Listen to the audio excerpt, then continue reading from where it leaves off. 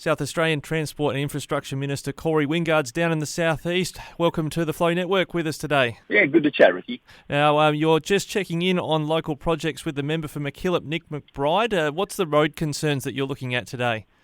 Yeah, look, we've been investing heavily, of course, in our road network right across South Australia. When we came to government, we had a $750 million road maintenance backlog. So road maintenance has been key, but also some key projects. Of course, the Riddoch Highway is a huge one, and we're working incredibly hard to be upgrading that. We know how important that is. We thank people for bearing with us. We know there's some roadworks going on that slows people down, but this is a key piece of infrastructure that we need to be upgrading as well. There's a number of other roads as well, of course. Having a quick look at Tradewells Road, one that we did upgrade as part of putting the speed limits back up to 110. We know the previous government, as roads were downgraded, they just dropped the speed limit. That was their solution. Well, that's not what we're about. So, look, the investment is heavy, and we're looking at other road maintenance work as well. A lot of work's been done around this region, but there is more to do.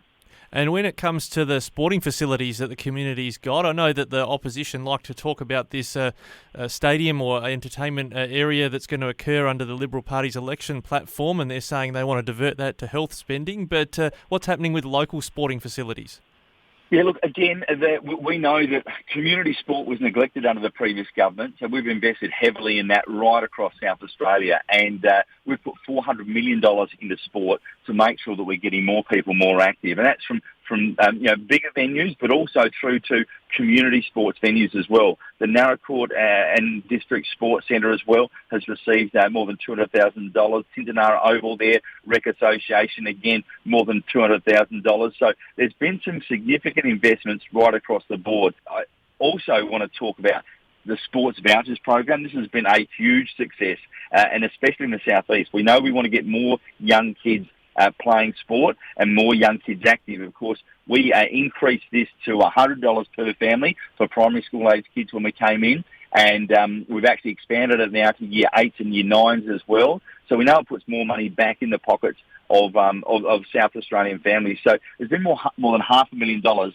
go back into families in Mackillop's pockets because of this program. So we know that's a really important one as well. But the Tintinara Footy Club, Millicent Footy Club, Penola Golf Club, Narracourt Sports Club, they've all benefited from this program and their partnerships as well. So we're working with the local community, investing in the infrastructure they need and want. Now, Minister, it just occurs to me, looking at the press release here you've got out about the Beachport jetty as well. I know frustrations from local councils in the southeast and indeed all along the South Australian coastline is that it's challenging for councils to maintain their jetty infrastructure. I think even Peter Treloar has told us he'd like to see more spent, one of his parting shots on his way out. Is there some more money coming to help maintain coastal infrastructure?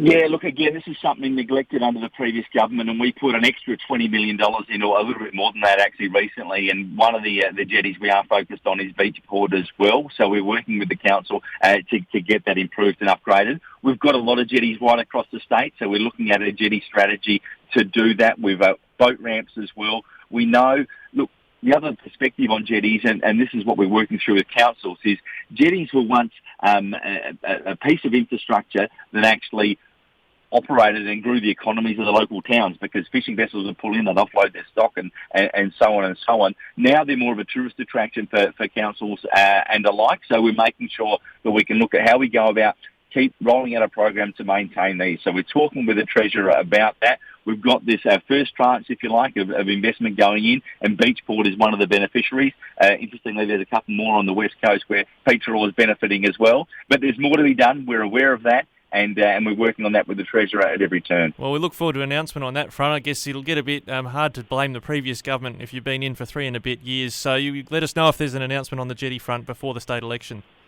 16 years of mess to fix up, my friend. It can't be done overnight. We can't snap our fingers and fix every jetty, but we are certainly working through it, and this Beachport one is really, really important. So, look, we're getting on with the job, and that investment in South Australia, it's an investment figure that's $17.9 billion. I can't stress it enough, because it's a bigger investment in the state than anyone has ever had before us.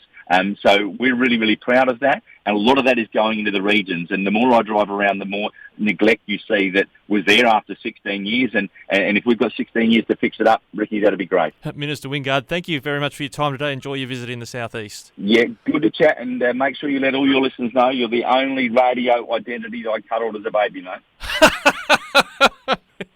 I will put that to air. Thank you very much. Cheers, mate. Have a good one.